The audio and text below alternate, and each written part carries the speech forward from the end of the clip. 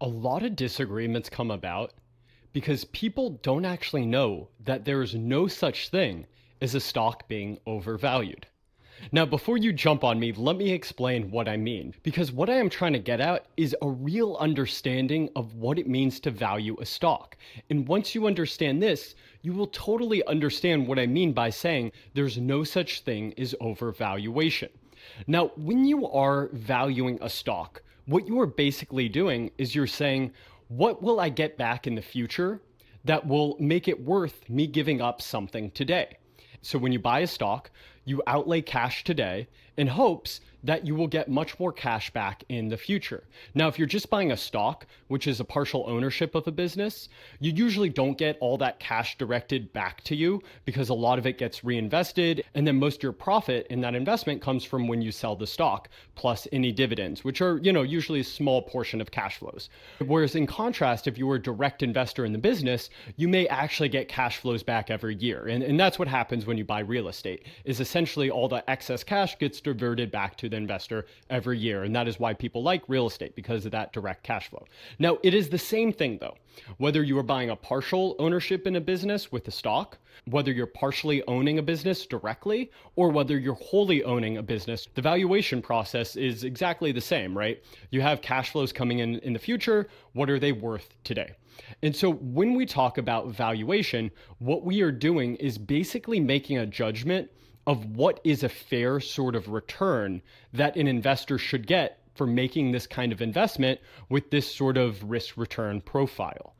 When you are valuing a business and you're doing it in sort of a traditional discounted cash flow way, it's very explicit what the return is, because that will be your discount rate. So whatever the discount rate is in the valuation you're running, that is what you're saying your return is going to be. And so if you run a DCF on a stream of cash flows and want to discount it at 10% a year, and the valuation you get back is $100 per share, and the share price is currently trading at 120, you would say that it is overvalued because your valuation is 100 and the stock market is pricing it at 120. But let's say that you used a 9% discount rate and now your valuation came back at 130 and the stock price is still 120. And so now you might say, oh, it is undervalued. All that changed, though, was that you decided to use a different required return or discount rate. And so when I say that nothing is overvalued, what I am trying to get at is it is all a byproduct of the returns an investor is willing to accept. And so if you believe that a company is very sturdy and you're near 100% positive that these cash flows are going to come in, you're going to be more likely to accept a lower return. And we see that pretty explicitly too in the case of bonds, which for longer durations are around 5%. Why are you willing to accept 5% in bonds when the stock market historically has returned 10%?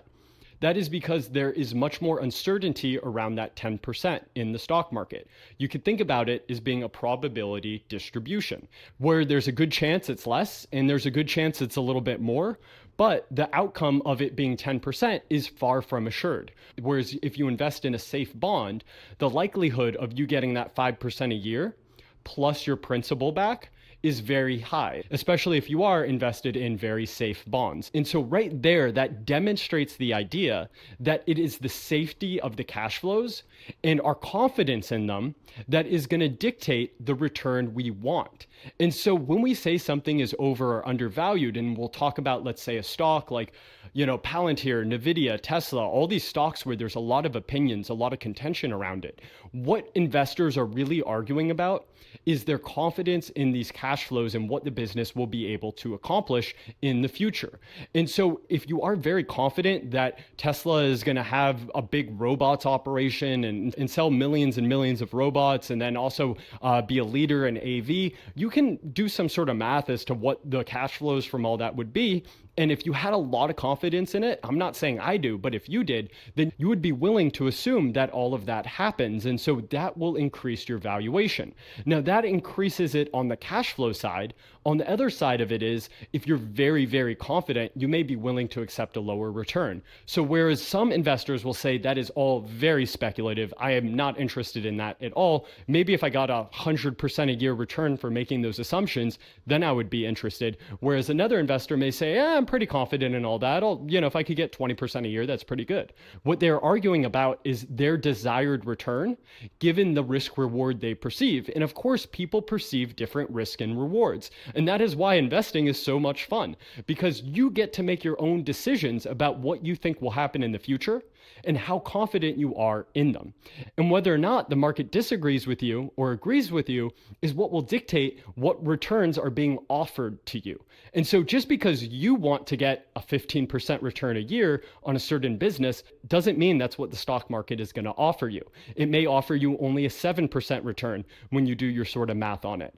Or perhaps it offers you a 20% return and you think that that's so fantastic.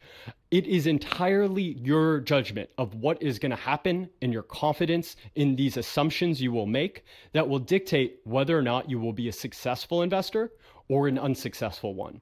I will say, though, that there's generally two sort of approaches to this. One is you could do the Warren Buffett way, which is you look for cash flows with very high confidence. And because you are pretty confident in those cash flows, you tend to only require about a 10% return. In contrast, you could do more of a growth investing or a little closer to a VC sort of model where you say, I want to earn at least 20% a year, but the companies you're going after have such a wider distribution of outcomes that you are much less confident in those cash flows ever materializing that would get you that 20% a year.